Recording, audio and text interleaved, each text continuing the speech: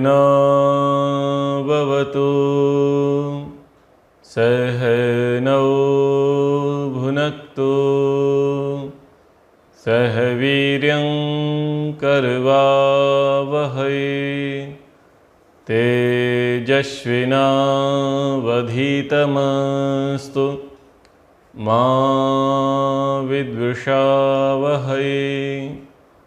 ओम शांति शांति शांति। सांख्य दर्शन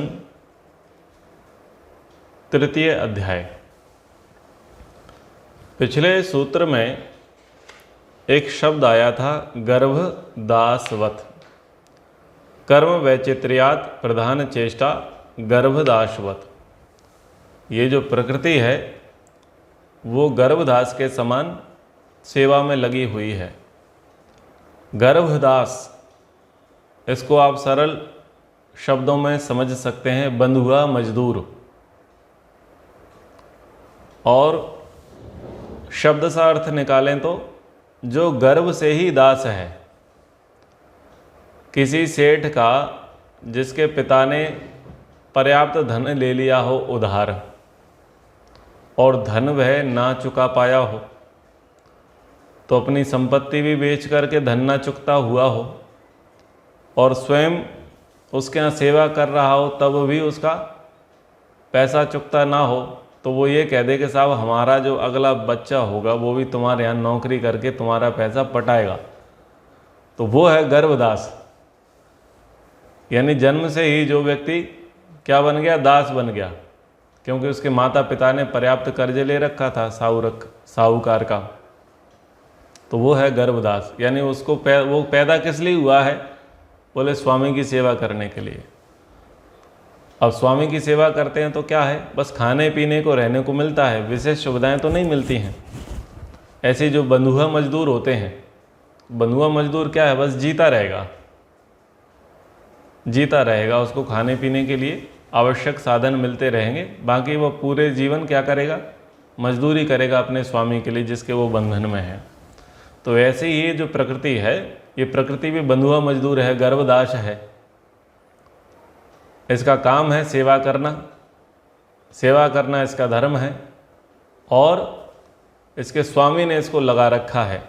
तो ऐसे थोड़े सरल शब्दों में समझने का प्रयास करना चाहिए। प्रसंग चल रहा था कि हमको मोक्ष से हट करके कोई दूसरी स्थिति में जाना है, कि मुक्ति प्राप्त करने के लिए हमें यम नियमों का अनुष्ठान ना करना पड़े, हमको संन्यास ना लेना पड़े, हमको घर गृहस्थी ना छोड़नी पड़े, कुछ विशेष कार्य करने ना पड़े। तो विकल्प ढूंढो, क्या क्या विकल्प हो सकते हैं, क्या क्या अच्छा हो सकता है। तो बोले कि सत्व प्रधान जो सृष्टि है वो उत्कृष्ट है। तो हम सदैव ऐसा प्रयास करेंगे कि हम सत्व प्रधान शरीरों को प्राप्त करेंगे, यानी ब्राह्मण आदि शरीरों को प्राप्त करेंगे तो दुख से बच जाएंगे। तो सूत्रकार ने कहा कि भाई संभव नहीं है, भावी दुख आकर के घेरेंगे, ऊंची नीची योनियां आएंगी, जन्म लेना ही पड़ेगा। तो फिर उसने कहा कि चलो ठीक है, मान लिया कि जन्म लेंगे तो दुख होगा, ऊंची नीची योनियों में जाएंगे तो लौट करके आना पड़ेगा, पुनर्जन्म होना पड़ेगा। तो हम एक काम करते हैं। बोले क्या काम करते हैं, कि ये जो प्रकृति है जिससे ये सृष्टि बनी है, तो इसके कारण में जाके छुप जाएंगे, संसार में नहीं रहेंगे, कारण में जाकर के छुप जाएंगे, प्रकृति में जाकर के छुप जाएंगे। बोले कैसे छुप जाओगे, बोले जैसे बच्चा अपनी माँ की गोद में छुप जाता है ना, बस ऐसे ही हम प्रकृति में जाकर के छुप जाएंगे। तो बोले दुख से बच जाएंगे, मोक्ष के लिए कुछ विशेष प्रयास, विशेष पुरुषार्थ नहीं करना पड़ेगा। तो इस पर अब सूत्रकार कहते हैं, सूत्र संख्या 54, न कारण लयात कृत कृत्यता मग्नवद उत्थानात्। प्रकृति में जाकर छिपने से भी जीव की पूरी सफलता नहीं होती, उसे फिर पुनर्जन्म में आना ही होगा। जैसे गोताखोर पानी में डुबकी मार के फिर से ऊपर आता है। तुमने कहा कि जैसे बच्चा माँ की गोद में जाकर के छुप जाता है, तो भाई तुम माँ की गोद में जाकर के छुपे ना,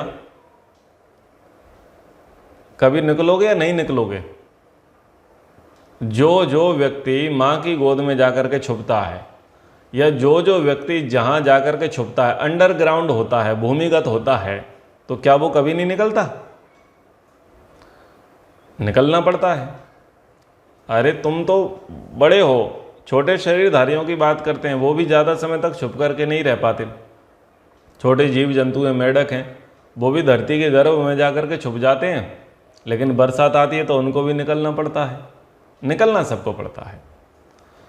तो प्रकृति की गोद में जाकर के छुप जाओ और दुखों से तुम्हारा अंत हो जाए, तुम्हें जन्म ना लेना पड़े, ऐसा तो है नहीं। गोताखोर होता है, जैसे कई लोग होते हैं, चोर होते हैं, या कुछ लोग भागने वाले होते हैं, तो क्या करते हैं, वो पानी में जाकर के छुप जाते हैं। यहाँ डूबेंगे और कहीं दूसरी जगह पर जाकर के निकलेंगे, तो लोग ढूंढने वाले आते हैं, वो कहते देखते हैं अरे ये तो गायब हो गया, मिल नहीं रहा, पानी में जाकर के छुप गया है। लेकिन जो समझदार लोग हैं वो क्या जानते हैं कि यहाँ नहीं तो वहाँ निकलेगा जरूर। पानी में डूबा है तो कहीं ना कहीं तो निकल करके आएगा, लंबे समय तक नहीं छुप सकता। तो वैसे ही यहाँ पर सूत्रकार कह रहा है, भाई कहाँ तक छुपोगे? आप छिपने गए हो तो निकलना तो पड़ेगा, ये तो स्वाभाविक है। और दूसरी बात, अकार्यत्वे अपि तद योगा पारवश्यात्, प्रकृति के कार्य रूप ना होने पर भी उसका कार्य के रूप में रूपांतरण तो हो ही जाता है पराधीन होने से। यानी एक दूसरी कंडीशन कह रहे हैं कि तुम गए और तालाब में जाकर के छुप गए, मान लिया, लेकिन क्या चल रहा था कि तालाब में खुदाई चल रही थी और पानी को बाहर निकालने का काम चल रहा था। तुम ऐसे तालाब में जाकर के छुपे जिस तालाब पर कंपनी का काम चल रहा था, यानी पानी बाहर निकालने का। अब बताओ, पानी बाहर निकालोगे तो तुम बाहर अपने आप निकलोगे या नहीं निकलोगे? बोले निकल जाएंगे भाई, ये बात तो सही है। तो ये जो प्रकृति है, ये प्रकृति से सृष्टि बनी, ये सृष्टि है कार्य। और तुम किस में जाकर के छुपना चाहते हो? बोले कारण में। तो ये प्रकृति जो है ये परतंत्र है, स्वाधीन नहीं है, स्वतंत्र नहीं है और जड़ है। और इसका स्वामी है परमात्मा। और परमात्मा को इससे एक काम रहता है। बोले क्या काम रहता है? बोले कारण से कार्य बनाता है। तुम कारण में जाकर के छुप गए। भाई कारण में जाकर के कब छुपे? एक समय में सब जीवात्माएं पूरे विश्व ब्रह्मांड की कारण में जाकर के छुपती ही हैं। कारण में जाकर छुपना क्या है? प्रलय अवस्था। यानी प्रलय अवस्था में सब शून्य हो जाता है, कारण भी शून्य हो जाता है, तो वहां तो एक प्रकार से सब छुप गए, सब अदृश्य हो गए। लेकिन जब कारण से कार्य बनता है तो बाहर तो निकलना पड़ेगा। अगर तुम मूल सत्वरज तम में जाकर के छुप गए, मान लिया तुम छुप गए, तो छुपने की भी तो अवधि है ना। और भगवान को इस प्रकृति से काम है, भोग और अपवर्ग कराने हैं, पुनर्जन्म के भोग कराने हैं। तो वो कारण से कार्य में जब प्रकृति को परिणित करेगा तब तुम स्वयं ही प्रकट हो जाओगे और फिर तुम्हें जन्म लेना ही पड़ेगा। बताओ तुम कहाँ बच करके जाओगे? ये बात जब हुई तो उसने कहा कि ये बताओ, ये प्रकृति किसके वश में है? कौन है जिसके वश में ये प्रकृति है, जो कारण से कार्य बनाता है? और ये प्रकृति गर्भदास के समान किसकी आज्ञा पर, किसके इशारे पर ये भोग और अपवर्ग प्रदान कर रही है? कौन है? तो उसकी महिमा वर्णित की जा रही है, सा ही सर्ववित सर्वकर्ता। सूत्र संख्या 56। जिसके वश में प्रकृति है वह निश्चित रूप से सर्वज्ञ और सर्वशक्तिमान सृष्टि करता है। अच्छा, वो कौन है? बोले वही तो ईश्वर है। महिमा वर्णित की जा रही है।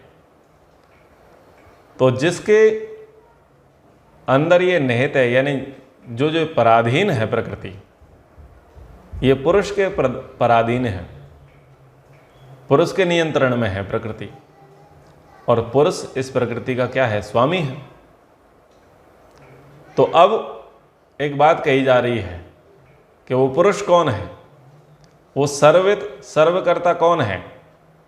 तो कहा ईदृशे ईश्वर सिद्धि सिद्धा, उपरिक्त गुणों वाले ईश्वर की सत्ता सिद्ध है। यानी ये कैसा है, ये सस्पेंस जैसा है। ये जो सूत्र हैं, जैसे कुछ सस्पेंस चलता है ना, कुछ कारण कार्य का प्रसंग चलता है, व्यक्ति को घेरा जाता है, घेराबंदी की जाती है, तो वो कहता है कि मेरी घेराबंदी क्यों की गई, मेरे पीछे कौन था, ये ईडी सीआईडी मेरे पीछे जो लगी हुई है, मेरे पीछे कौन था। बोले वही है जो सबको चलाने वाला है। बोले कौन है, बोले वही ईश्वर है, वही मालिक है, वही राजा है। जैसे मुद्रा राक्षस संस्कृत में नाटक था, तो अमात्य राक्षस थे, और ये किसके विश्वस्त थे, धनानंद के। ये मगध के प्रति ये निष्ठावान व्यक्ति थे। जैसे पितामह भीष्म धृतराष्ट्र हस्तिनापुर के प्रति निष्ठावान थे, जैसे कटप्पा महेश्वरी के प्रति था, तो निष्ठावान व्यक्ति थे ये। अब वो चाणक्य चाहते थे कि इसकी निष्ठा बदले और चंद्रगुप्त के प्रति इसकी निष्ठा आ जाए, तो चंद्रगुप्त भी सुरक्षित हो जाएगा और मगध भी सुरक्षित हो जाएगा। तो अमात्य राक्षस को बड़े तरीके से घेर घेर करके उसके पास दो ही विकल्प छोड़े, या तो तू मर जा या तो तू अमात्य बन जा, यानी चंद्रगुप्त का महामंत्री बन जा, प्रधानमंत्री बन जा। तो उसने कहा कि ये मेरी जो दुर्गति हो रही है, कहीं भी मुझे सुकून नहीं मिल रहा है, इवन मुझे चैन से मरने भी नहीं दिया जा रहा है, सबके पीछे कौन है। बोले तक्षशिला का गुरु है, चाणक्य है। बोले अब मुझे उससे मिलवाओ। ऐसा बहुत अच्छा प्रसंग है चाणक्य में। तो बस ऐसे ही सस्पेंस थ्रिलर के साथ यहाँ पर है, बहुत अच्छी अच्छी बातें कही। एक व्यक्ति का चर्चा चल रहा है, जीवात्मा का चर्चा चल रहा है कि बस ये जन्म लेना पड़ता है, मरना पड़ता है, तो इसमें तो दुख है, तो या तो मैं नई बड़ी बड़ी जातियों में चला जाऊंगा, ऊंची ऊंची योनियों में चला जाऊंगा, तो दुख से बच जाऊंगा। तो दूसरे ने कहा कि भाई नहीं बच पाओगे। तो उसने कहा ठीक है, मैं इसकी म्यान में जाकर के घुस जाऊंगा, मैं प्रकृति में जाकर के घुस जाऊंगा। बोले भाई प्रकृति के अंदर जाकर के भी नहीं घुस सकते। क्यों? बोले ये तो पराधीन है। तो ये बता, हमको मेंटेन करने वाला, इस प्रकृति को मेंटेन करने वाला कौन है? बोले वो भगवान है, वो परमात्मा है।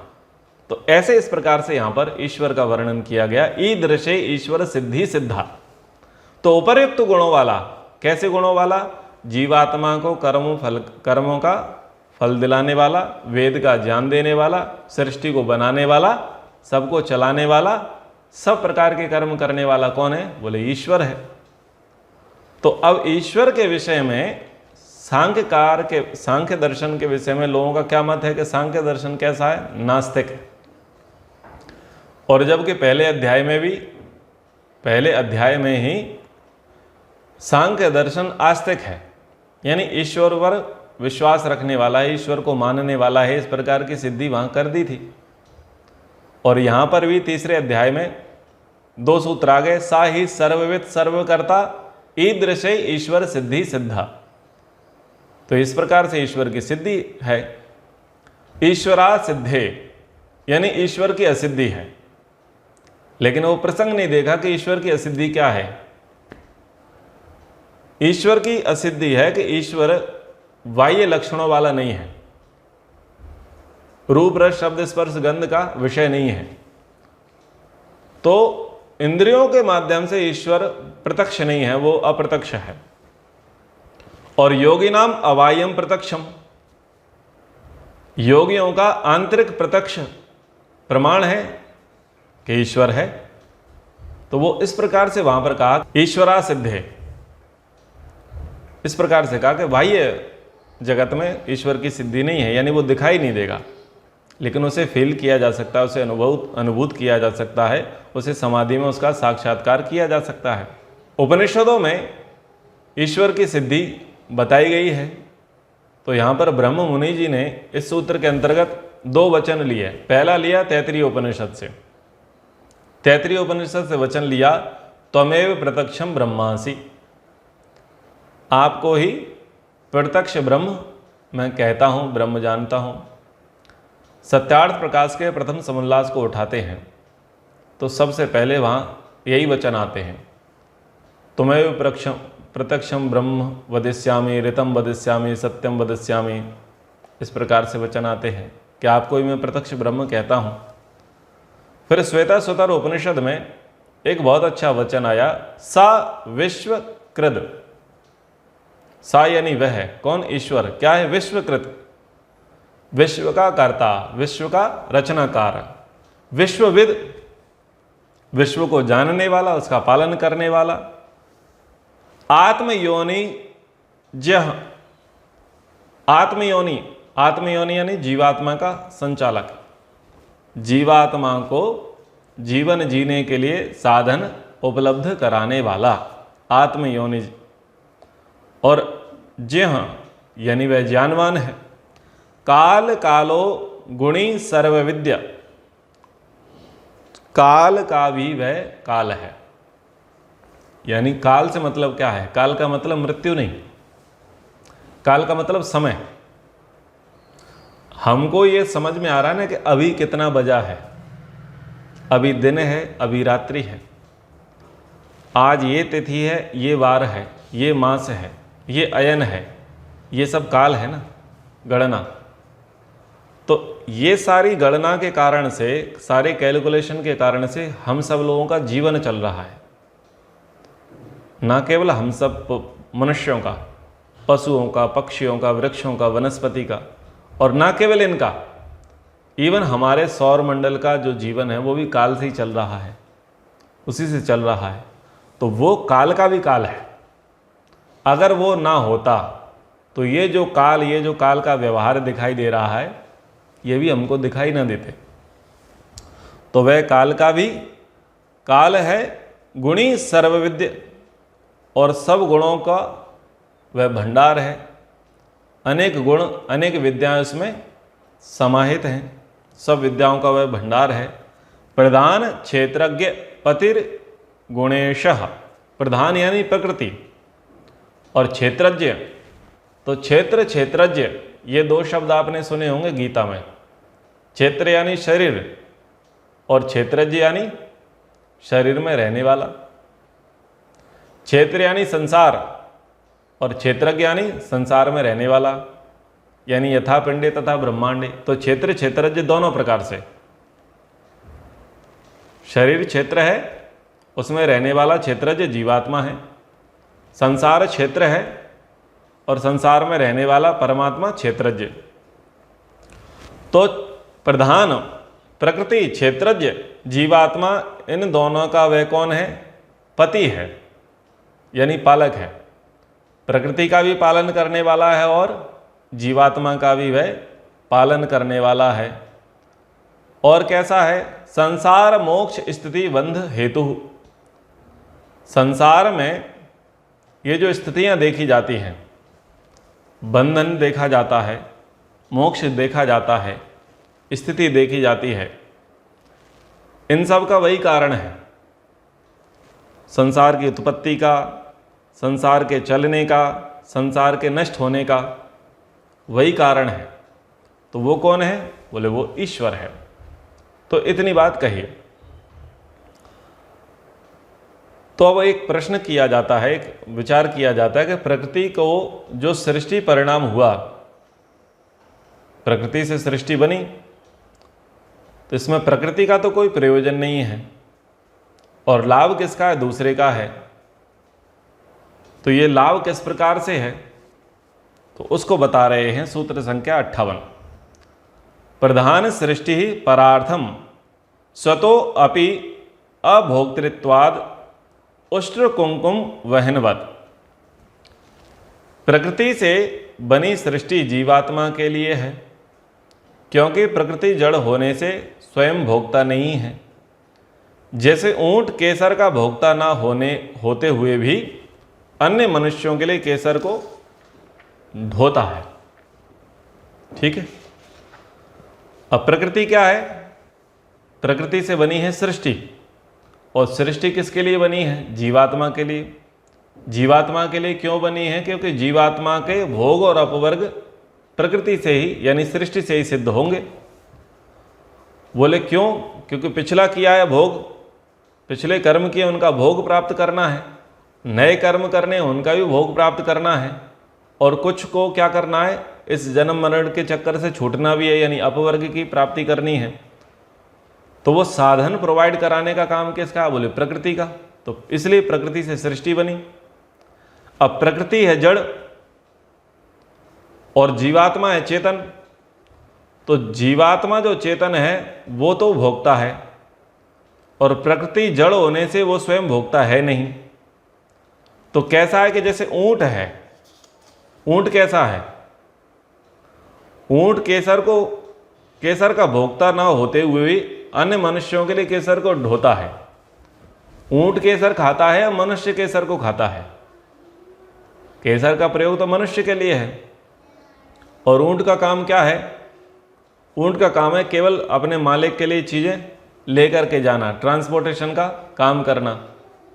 तो वो खुद के लिए नहीं कर रहा है, किसके लिए कर रहा है? दूसरे के लिए काम कर रहा है। ऊंट पर वजन लाद दिया है, गधे पर वजन लाद दिया है, तो क्या वो स्वयं के लिए प्रयोग करते हैं? वो स्वयं के लिए प्रयोग नहीं करते। आजकल ऊंट गधे तो कम हो गए हैं, पर लोडिंग गाड़ी तो है। और लोडिंग गाड़ी में जो माल भरा है वो लोडिंग गाड़ी के लिए है क्या? लोडिंग गाड़ी के लिए नहीं है। जिसके लिए माल है उसके लिए वो लोडिंग गाड़ी में माल भरा गया है। तो बस वो तो यंत्रवत चल रही है, इसको तो चलाया जा रहा है। तो इसी प्रकार से ये जो प्रकृति है, प्रकृति का काम है भोग और अपवर्ग हेतु जीवात्मा की सेवा करना। तो कहा कि प्रधान की बनी हुई सृष्टि जीवात्मा के लिए हो जाए, क्योंकि प्रधान तो अभोक्ता है, जड़ वस्तु है, परंतु प्रकृति के जड़ होने से उसे कैसे पता किसे क्या देना है, किसका क्या प्रयोजन है, प्रयोजन को कैसे सिद्ध करती है। लोडिंग गाड़ी में सामान लोड किया, अब लोडिंग गाड़ी में अक्ल तो है नहीं। अब लोडिंग गाड़ी उस सामान को लेकर के जा रही है, तो कैसे निश्चय होगा कि ये किसे दे करके जाएगी, किसके घर पे जाकर के रुकेगी और किसको कितनी मात्रा में सामान देगी? लोडिंग गाड़ी में तो बुद्धि नहीं है। यानी ऊंट है या गधा है जिसके ऊपर सामान लदा हुआ है, अब उसे कैसे पता कि किसको कितना देना है, क्या देना है? उसे तो नहीं पता। तो ये सब किस प्रकार से होता है? तो अब कह रहे हैं अचेतनत्वे अपि क्षीरवत् चेष्टितम प्रधानस्य।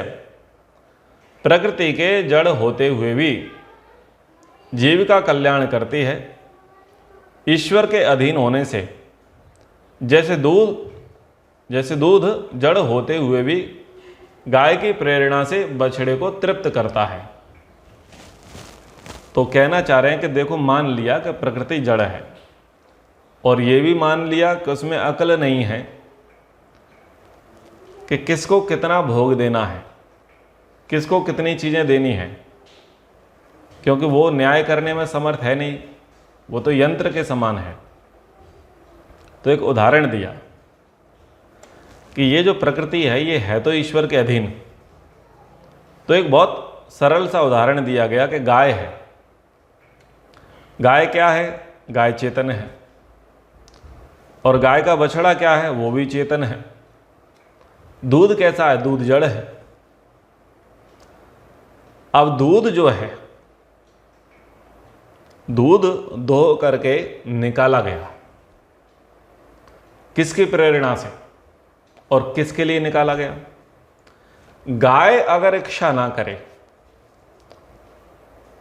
तो दूध तो निकाल नहीं सकते। तो गाय को अपना बछड़ा वहां पर दिखाई दे रहा है कि अब समय हो गया है और मेरा बछड़ा भूखा है, मुझे उसे दूध पिलाना है। और इस दूध को हम अपनी कोख में रख करके क्या करेंगे? दूध का काम है, वो काम पूरा होना चाहिए। तो गाय क्या करती है? प्रेरणा करती है। गाय जब प्रेरणा करती है तो दूध निकलता है, और दूध निकल करके वो बछड़े को पहुंच जाता है या अपने मालिक को पहुंच जाता है। तो गाय कौन है? गाय है ईश्वर। बछड़ा कौन है? बछड़ा है जीवात्मा। और दूध क्या है? बस दूध ही तो प्रकृति है जिससे सृष्टि बनी। तो ईश्वर की प्रेरणा से, गाय रूपी ईश्वर की प्रेरणा से बछड़े रूपी जीवात्मा को दूध रूपी ये भोग, ये प्रकृति, ये सृष्टि प्रदान हुई। अब एक और दृष्टांत देते हैं। कर्मवत कृष्टे दृष्टे व कालादे, अथवा जैसे खेती के कार्य में बोया हुआ बीज कुछ काल के पश्चात किसान के श्रम से अंकुर और वृक्ष बन जाता है, वैसे ही प्रकृति कुछ काल के पश्चात ईश्वर के श्रम से जीवों के लिए सृष्टि रूप धारण कर लेती है। तो पहले दूध का उदाहरण दिया, गाय बछड़े दूध का उदाहरण दिया। अब खेती का उदाहरण दे रहे हैं। खेती का उदाहरण दे करके क्या बताना चाह रहे हैं कि देखो, एक व्यक्ति ने खेती का कार्य किया और खेत में बीज बोया और वो बीज बाद में क्या बना? अंकुर फूटा और वृक्ष बन गया। तो बस वैसे ही प्रकृति कुछ काल के पश्चात ईश्वर के श्रम से, यहां किसान खेत में श्रम करता है, बीज डालता है और बीज से पौधा बना देता है, वृक्ष बना देता है, और उससे क्या होता है? लोग लाभान्वित होते हैं।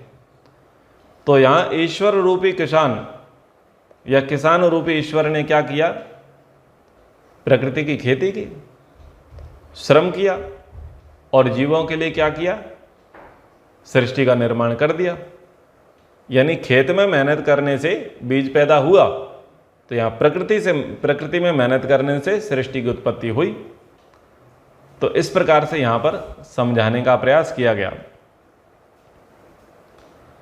उन्होंने कहा कि एक बात बताओ, प्रकृति विचार शून्य होते हुए भी उस काल में और ईश्वर की प्रेरणा से वह कैसे क्रिया कर सकती है?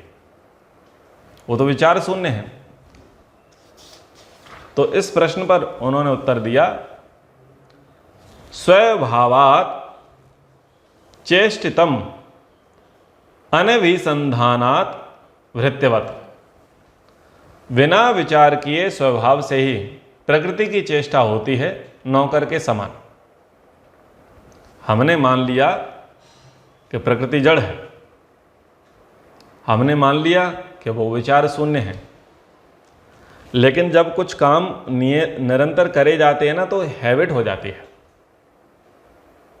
जैसे बहुत सारे लोगों के पैर हिलते हैं बैठे बैठे, हाथ हिलाते रहते हैं, पेन पकड़ेंगे तो पेन हिलाते रहेंगे। और जिनको अभ्यास हो जाता है, वो जैसे मान लीजिए किसी का अच्छा अभ्यास है कैच करने का, बॉल पकड़ने का, तो आप कोई भी वस्तु उसकी तरफ फेंक करके दोगे तो वो तुरंत कैच कर लेगा, उसका अभ्यास है। सहसा अचानक ही किसी को शूटिंग करने का बहुत अच्छा अभ्यास है, लेकिन कुछ ऐसा मौका लगा कि किसी को शूट करना है, बंदूक हाथ लगी तो आओ देखा ना ताओ उसने सीधा ठोक दिया और बिल्कुल परफेक्ट शॉट गया। तो ये क्या था? अभ्यास था। तो हम रोजमर्रा के जीवन में कई ऐसे कार्य करते हैं जो लंबे समय से करते आ रहे हैं और उसमें हम अभ्यस्त हैं, उसमें हमारा महारत है, और उसको कभी भी हम कर सकते हैं। जब भी मौका मिलेगा कभी भी कर सकते हैं, विचार नहीं करेंगे, बस तुरंत कर देंगे, क्योंकि वो हमारी हैबिट में है। तो हमारी हैबिट में इतनी सारी चीज़ें हैं। तो वही एक चीज़ समझाना चाह रहे हैं कि प्रधान की जो चेष्टा है जगत रूप बनाने की, उसमें कोई विचार नहीं करना होता, क्योंकि चेष्टा करना प्रकृति का स्वभाव है। ईश्वर का आदेश होता है, वैसा वैसा प्रकृति करती जाती है, जैसे स्वामी की इच्छा से भृत्य स्वभाव से कार्य करता है। स्वामी का नौकर है और स्वामी ने उसे बता रखा है कि तुझे क्या क्या करना है, तो उसे सब पता है, वो यंत्रवत करता रहता है। जैसे ही घंटी बजी, हॉर्न बजा, उसको समझ में आ गया कि बॉस आ गए, तो अपने आप ही वो गेट खोल देगा। वो अंदर प्रवेश करेंगे तो अपने आप ही बिना कहे ही क्या करेगा, जो भी उनको चाहिए, चाय कॉफ़ी ठंडा जो भी है वो ला करके दे देगा। क्यों? वो अभ्यस्त हो चुका है, उसका स्वभाव ऐसा हो चुका है। ये ऐसा स्वभाव बनाने वाला कौन था? स्वामी। स्वामी उसका ऐसा स्वभाव बनाने वाला है। आप घर में सर्वेंट रखते हैं, मेड रखते हैं, तो क्या करते हैं, आप उसे ट्रेंड कर देते हैं। आप बता देते हैं कि मुझे ऐसा ऐसा चाहिए, इस समय ये चाहिए, इस प्रकार का ये चाहिए, आप उसे ट्रेंड कर देते हैं। अब वो रेगुलर वही काम कर रही है या कर रहा है, तो उसका अभ्यास हो गया, उसका स्वभाव हो गया। आप आओ और वो आपके लिए यंत्रवत सारा कार्य करेगी। जैसे कि आप कंप्यूटर में कुछ भी इनपुट दे दो तो वो आउटपुट की व्यवस्था है वो कर देगा। आप कमांड दो, कमांड का उत्तर दे देगा, क्योंकि उसमें क्या है, सब चीज़ें फीड कर रखी हैं।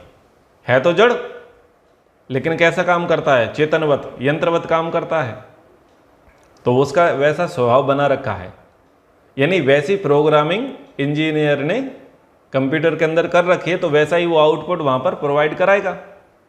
तो ऐसे ही ये जो प्रकृति है, भले ही विचार शून्य है, भले ही जड़ है, भले ही ये चेतन नहीं है, परंतु ये उसका स्वभाव है, उसको उस प्रकार का बनाया है, इसलिए वो कार्य कर रही है। अब प्रकृति की चेष्टा में एक और उदाहरण बताते हैं, एक और कारण बताते हैं। कर्मा कृष्टे अपि अनादितः, जीव अनादि काल से कर्मों को कर रहा है और इसके कर्मों के आधार पर प्रकृति को जगत रूप ईश्वर बना देता है। अनादि काल से ये जो स्वभाव चल रहा है, ये जो हैबिट है, ये जो प्रैक्टिस है, ये अब की नहीं है, ये तो प्रवाह से अनादि है। पहल नौकर आपके पास आएगा तो आप नौकर से पूछोगे क्या आप ये काम करना जानते हो, उसका इंटरव्यू लोगे, वो बताएगा जानता हूं या नहीं जानता, जानती हूं या नहीं जानती।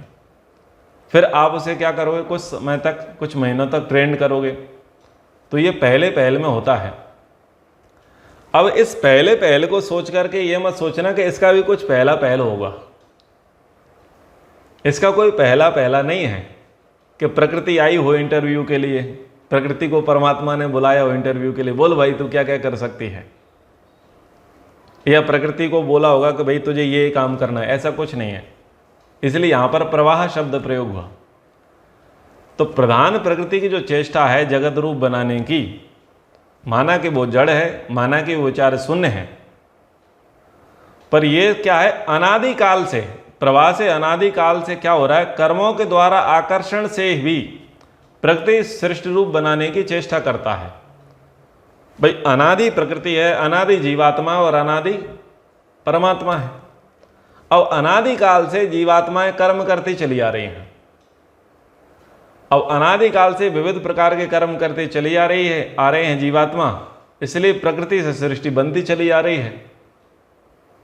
इसलिए परमात्मा प्रकृति से सृष्टि बनाता आ रहा है, इसलिए सृष्टि जो भोग प्रदान कर रही है, अपवर्ग प्रदान कर रही है। ये लंबे काल से चलता चला आ रहा है। बोले कब से चलता चला आ रहा है?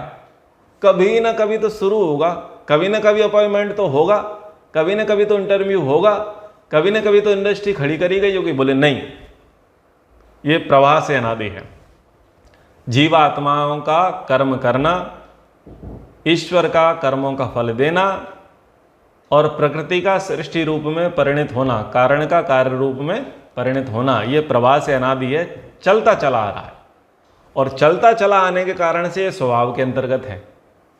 स्वभाव किसे कहेंगे? जो ना छूटे। तो ये स्वभाव है प्रकृति से सृष्टि बनना, इसलिए चला आ रहा है। तो यदि अनादि काल से कर्मों के द्वारा आकर्षित किया जा रहा है और इस आकर्षण से प्रकृति से सृष्टि बनी जा रही है, फिर मुक्ति कैसे होगी? आपने कहा कर्मों का आकर्षण है, और कर्मों के आकर्षण के कारण से प्रकृति से सृष्टि बनी चली आ रही है। फिर ये बताओ जीवात्मा की मुक्ति कैसे होगी? तो बचकानी हरकत है, बचपने वाली बातें इन्होंने कर रखी हैं। तो कह रहे हैं विविक्त बोधात सृष्टि निवृत्ति प्रधानस्य सूदवत पाके। तत्वज्ञानी पुरुष को विवेक हो जाने के कारण उसके लिए आगे प्रकृति का शरीर आदि निर्माण कार्य बंद हो जाता है, जैसे भोजन तैयार हो जाने पर पाचक रसोई से निवृत्त हो जाता है। बोले भाई प्रकृति से सृष्टि ये तो बनती रहेगी, चलती रहेगी, और जीवात्माओं के कर्मों के फलभोग चलते रहेंगे, लेकिन ये जो सृष्टि रूप बनना है, ये भोग प्रदान करना है, ये उसी के लिए है जिसको भोग में रुचि है, जिसको भोग की अभिलाषा है, उसके लिए तो ये काम करती रहेगी। और जिसको अपवर्ग की अभिलाषा है तो अपवर्ग तक पहुंचा करके इसका काम समाप्त, इसका फिर उसके लिए आगे काम नहीं रहता। अपवर्ग किसे होगा? अपवर्ग किसका होगा? बोले जो तत्वज्ञानी होगा। तत्वज्ञानी पुरुष जब विवेक को प्राप्त कर लेता है, असंप्रज्ञात समाधि को लगा लेता है, क्लेशों को दग्धबीज कर लेता है, तो फिर क्या होता है? प्रकृति के लिए ये अंतिम टेंडर होता है, अंतिम काम होता है कि चलो अब इसको यहाँ तक हमने पहुँचा दिया, इसका इतना भोजन पानी का प्रबंध हमने कर दिया है, अब आगे इसके लिए करने की आवश्यकता नहीं है, इसकी कृतकृत्यता हो गई। बोले कैसे? बोले जैसे स्वामी के लिए सेवक भोजन बनाता है, तो वो भोजन कब तक बना रहा है? जब तक उसने भोजन नहीं खाया है और जब तक उसे भोजन की भूख है। ठीक है ना? तो अब अधिक भूख भी नहीं है और भोजन भी अब कर चुका है, तो अब जो उसका जो सर्वेंट है, जो रसोइया है, वो अब रसोई बंद कर देगा, यानी उसके लिए खाना बनाना बंद कर देगा, क्योंकि उसके हिस्से का खाना बन चुका है, पक चुका है, उसका पेट भर चुका है, उसे नहीं चाहिए। अब जो और लोग हैं जिनको भोजन की अपेक्षा है, जिनको भूख लगी है, उनके लिए वो बनाएगा, तुम्हारे लिए नहीं बनाएगा। जैसे कि आपके घरों में कुछ मेहमान आते हैं और 2 मिनट पहले ही आपने किसी को, अपने घर के सदस्य को चाय पिलाई थी, और अगले 2 मिनट बाद कुछ मेहमान आते हैं और उनके लिए चाय ऑफर की जाती है, तो पता है कि 2 मिनट पहले इनको चाय पिलाई थी, तो इनके हिस्से की चाय नहीं बनानी है, क्योंकि अभी ये पी करके निवृत्त हुए हैं, लेकिन ये जो नए लोग आए हैं उन नए लोगों को चाय बनानी है। ये उदाहरण ऐसा है जो आप सब लोग व्यवहार में प्रयोग करते हैं, बस वैसे ही है। तो इस प्रकार से जिसको विवेक हो गया है, जो तत्वज्ञानी हो गए हैं, उनके लिए ये प्रकृति कार्य नहीं करती। तो इस प्रकार से हमने इतने सूत्रों को जाना समझा।